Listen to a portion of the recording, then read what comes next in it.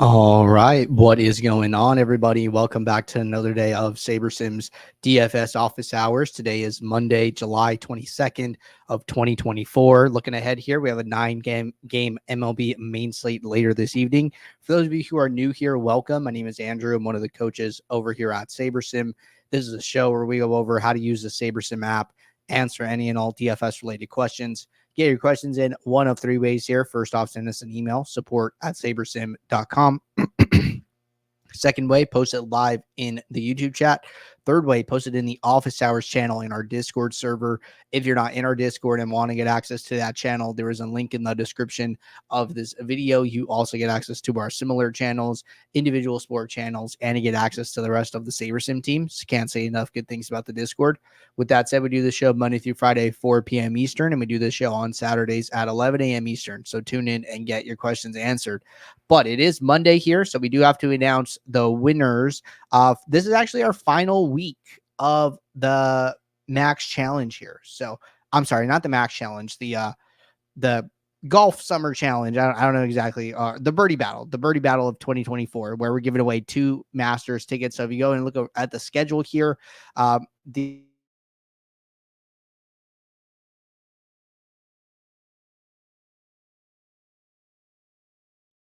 big kudos to you. Big shout out to everybody who participated, whether you played all of the majors, whether you guys played each and every week here. The Birdie Battle is coming to a close here. So there's going to be some communication, just so everybody's aware, around end of the season prizes and around the free roll for the Masters giveaway.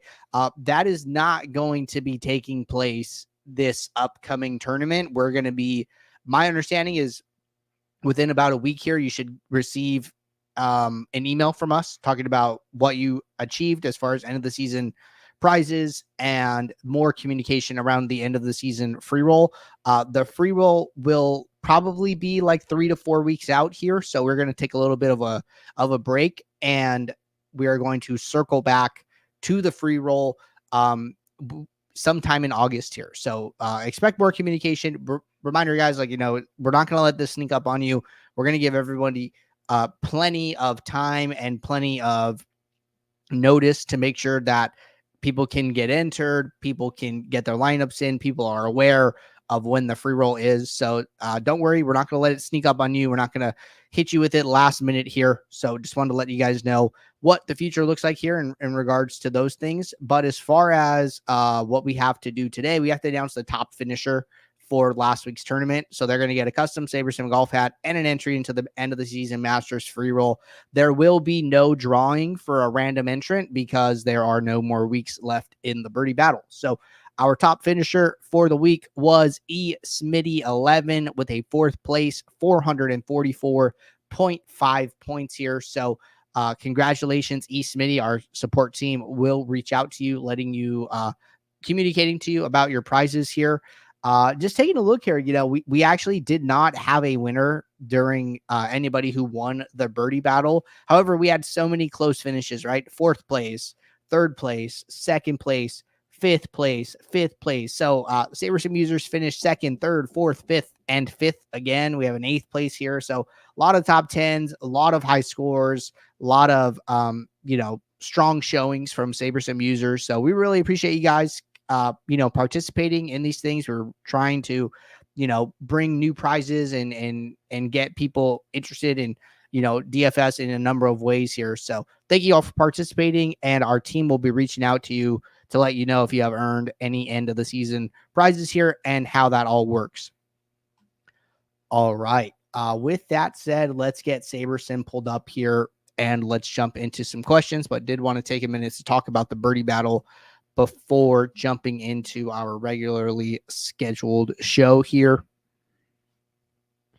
And it looks like we have a few questions here to start with that came in from Sammy. So we will start with those. And then if anybody has any questions, now is a good time to get those in the queue. But let's just start in this fresh build here, build 2. And first question from Sammy.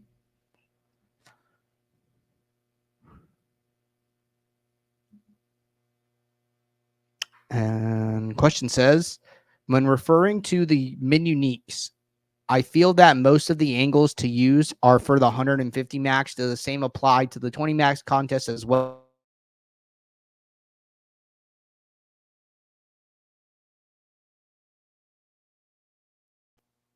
In my opinion, you definitely should be using min uniques across the board here.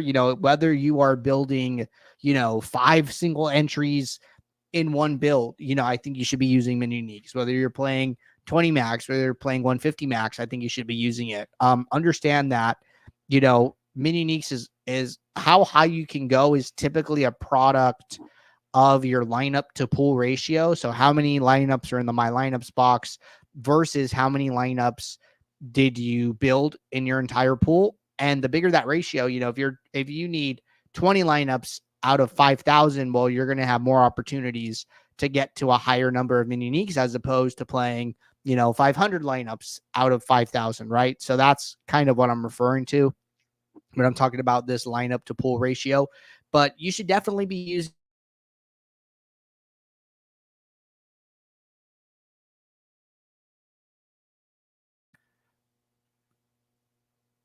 I've been talking about using min uniques differently than the way Jordan does it for like a very long time. And, it just comes down to the fact that um, there isn't one right way to use it. It is a tool in your toolbox, and, you know, you can use it a number of different ways and still be successful with it. So, in my opinion, it's a risk management tool, it's a diversification tool, but you need to decide, what your risk tolerance is. And then based on your risk tolerance will be the right way to use that risk management tool is kind of the way I look at it. So I like to use it in a little bit different way than Jordan, not saying that his way is wrong or right or whatever it is, but I think it's good that you guys get different opinions as well. You know what I mean? I kind of describe it one way, Jordan describes it a little bit a different way. I bet you if you ask Chris, like he might describe it even a little bit differently as well. And that's good. You're getting different perspectives on a tool and trying to figure out, the right way for you to use it. And, when I was really learning DFS, I would listen to everything and it's like, okay, I want to take a little bit from this source, a little bit from that source, a little bit from this source. And then you ultimately end up creating something that's your own based on listening to all of these different people. So I think that's actually ends up being a good thing at the end of the day, getting all these different perspectives. But going back to the original question, yes, you should be using it for 20 max, a portfolio of single entry lineups, etc. here, right? So good question. All right, a couple more here. And questions. First one is, when looking at the leverage, how much is too much leverage in comparison? Are the numbers read by percentage as well? If not, let me know. Thanks. In reference to the prior question, top positive leverage is 20 points different from the second best. Is that too much in between, or is it better to even the numbers out from the top positive and top negative? Thanks. Okay, so talking about leverage here, right? So let's just start at what leverage is, right? What is leverage describing? What is it doing? So this leverage column that you see in the app, what it is doing is it, and you could hover over it too, and it'll pop up like a little definition. So when you hover over it, it says shows your leverage on the field by calculating your exposure to a player minus projected ownership of that player. So what we're doing is we're taking this 95% exposure in your 20 lineups. We are subtracting the player's ownership, 37.2%. And then we are basically giving whatever is left in that left over there, which ends up being 57.8. And then this is effectively a percentage. So what we're saying is like, hey, you have positive leverage on Hunter Green. He is in, 57% more of your lineups than we expect him to be in the field. So, the field is approximately going to have this player in 37 out of 100 lineups. You have him in 19 out of your 20, which is a way bigger percentage than we're expecting other people to have. So that's what it's describing. Now, as far as what's a good number, the way I like to think about this is always, on a player by player basis. So for instance, this is actually a really good example. We have Hunter Green at 37% ownership, and then we have Mickey Moniak at 5% ownership. So, having 57% leverage on Hunter Green is a lot different than having 70% leverage on Mickey Moniak. And the reason for that is if you look at your exposure, just your exposure to Hunter Green, he's in about like 2 to 3 times, like his exposure is 2 to 3 times his ownership level in your lineups, right? And this is something that we talk about is like kind of okay. If you're trying to find like a balance, if you're trying to have some guardrails, we say like, hey, having exposure that's 2 to 3x the player's ownership usually ends up being like a decent band, a decent measuring stick. Well, then if we go look at Mickey Moniak, right, at 5%, well, 2 to 3x his ownership is 10 to 15% exposure. Well, right now he's in 75% of our lineups, which is actually a very, very high number here, right? So, like this just goes to say like all leverage isn't the same. I'd always think about leverage and exposure in relation to the player's ownership here. And, this is like what Mini Neeks ultimately solves so well is just like being able to increase that Mini Neek number and then allow the builder to go in and by putting this guardrail on it, by putting this requirement to have so many players different, it makes the builder make tough decisions. It makes the exposures get spread out. So for instance, I jumped my Mini Neeks from 1 to 6.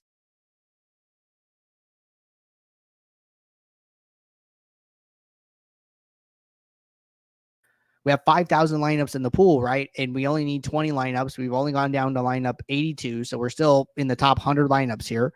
And now, the builder has basically decided, hey, okay, if you're going to make me use different players, I really want to keep this exposure to Hunter Green. And I would much rather lose the exposure to Mickey Moniak. So Moniak went from 75% exposure down to 30%. So the builder said, you know what, if I got to make a sacrifice, I'd rather sacrifice his exposure and keep Greens at all costs, right? So that's kind of telling me that like, hey, the builder really likes Hunter Green today. And the other thing is that, we were at 51 players in our player pool and we jumped all the way up to 93. So the builder added almost twice as many players to our player pool as part of this diversification as well. All right. Good questions there to get us started. Not seeing any more questions here at the moment. So why don't we just like do a little bit of a build demo? So I'll start with like a fresh build one more time here. And you know what? Let's say like we're playing like a 20 max, right? We were talking about like Mini Neeks and 20 maxes here. So let's play a 20 max. So I want to make 2 adjustments, 2 projections here. Go over to my settings, 20 max, 10 to 50K, all looks well.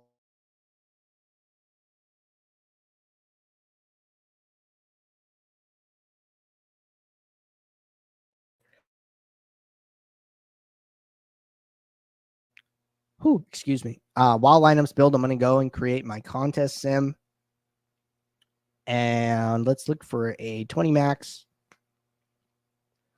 And let's just say we're playing the $1 20 max a solo shot, right? So I'm going to go in here, create this contest sim twice. Jump back to my build.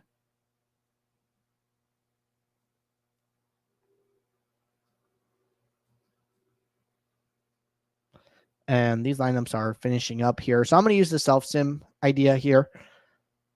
So I'm going to jump down to my contest sim settings so I can start to get this set up. I'm going to adjust the name of the second sim here and just note that I'm doing it against my own build here by noting self. I'm going to change the field lineup source in this second contest sim from Saber Sim ownership to build 3, which is the build that I'm working in here. So now I have a contest sim against the field, contest sim against myself here. And I'm going to kick that off. And then one other thing I've been messing around with is adding an aggregate metric to show me the average projection of my lineups. And, there's been a little bit of discussion around average salary as well.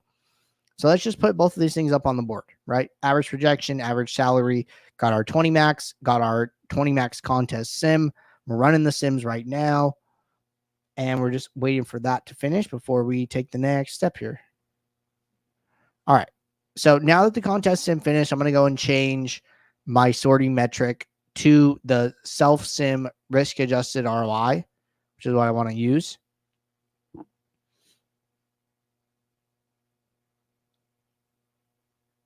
And once that adjusts, I'm going to go into my lineup filters. I'm going to add a filter to show ROI greater than 0 for both contest sims.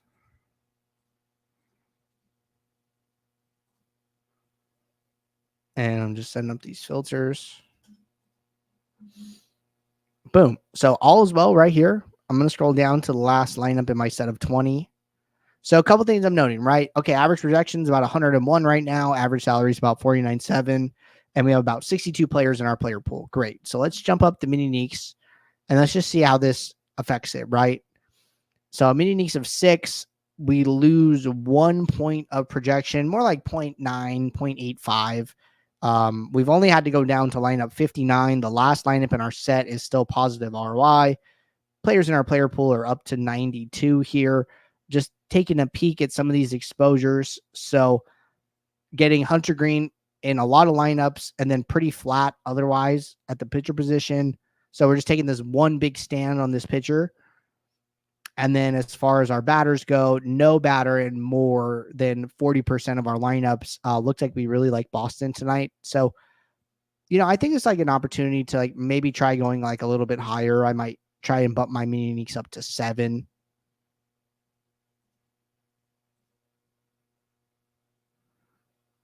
And let's see what kind of effect this has. So average projection drops down to like 99.6, where it was at 100.1. So down like 0.5. That's not bad. So I'm actually okay with mini uniques of 7 here.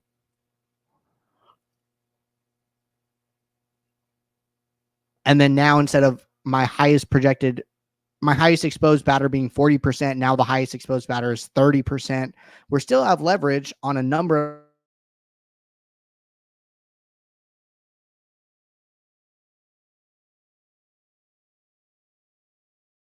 we only sacrifice a little bit of a projection to get here. Last lineup in our set is still 40% sim ROI. And, these exposures, small leverage, but still like some leverage, right? And especially at the pitcher position. So all of this looks good to me right now. I could pop over and check out my stack types. Okay, I have at least a 4 stack in every lineup. That looks great. Hitter exposures are flat, like we saw, and then our pitchers look good as well. So I'd be pretty happy with like a mini uniques of 7 here. Now, going back to the earlier question, it's like I probably could go higher, right? I could go to 8, I could go to 9, but like based on my own risk tolerance and like what I think,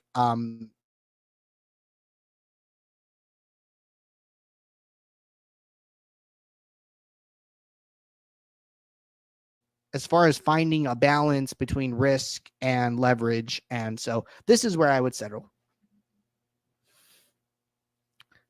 Question in the YouTube chat. Any 2 pitchers I should have in a 1 entry tournament? So, the best way to do this is like to kind of come into SaberSim and like run some builds. If I were you, I would say like, hey, Hunter Green, the builder really seems to like Hunter Green today. Increasing in uniques isn't wavering that exposure. His pool exposure is higher than his ownership by like 10%. So there's some positive leverage in the pool here. So, Hunter Green seems like a pretty solid play, all things considered. And then the builder is taking a lot of shots on different pitchers beyond him, right? So it's hard to say like who there isn't like a clear cut, like, hey, second pitcher, the builder's kind of doing some different things here. But I will personally be rooting against Hunter Green today. Nacho Alvarez making his debut for the Braves is a family member, and I will be